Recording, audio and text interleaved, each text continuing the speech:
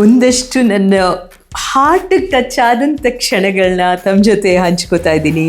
And yes, it's a dream come true ಅಂತ ಹೇಳ್ಬೋದು.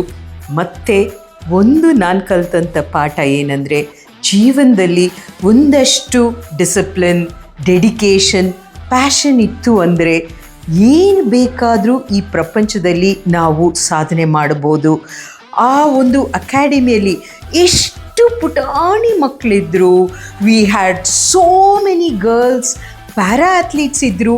ಇವ್ರನ್ನೆಲ್ಲ ನೋಡಿದಾಗ ನಮ್ಮ ಮುಂದಿನ ಫ್ಯೂಚರ್, ನಮ್ಮ ಮುಂದಿನ ಪೀಳಿಗೆ ಎಷ್ಟು ಚೆನ್ನಾಗಿ ಹೆಲ್ತಿಯಾಗಿರತ್ತೆ ಅಂತ ಅನ್ನಿಸ್ತು. ಇದಕ್ಕೆಲ್ಲ ಬೇಕಾಗಿರೋದು ಏನಂದರೆ ಜಾಸ್ತಿ ಏನಿಲ್ಲ ರೀ, ನಿಮಗೆ ತುಂಬ ಖುಷಿ ಕೊಡೋಂಥ ವಿಚಾರ, ಅದನ್ನು ಎವ್ರಿ ಡೇ 1% ಮಾಡಿದ್ರೆ ಸಾಕು. ನೆಕ್ಸ್ಟ್ ಇಯರ್ ಅಷ್ಟೊತ್ತಿಗೆ ಎಲ್ಲಿರ್ಬೋದಲ್ವಾ?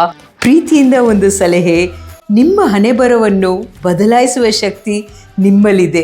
ಆತ್ಮವಿಶ್ವಾಸದಿಂದ ಪ್ರಯತ್ನನ ಮುಂದುವರಿಸಿ.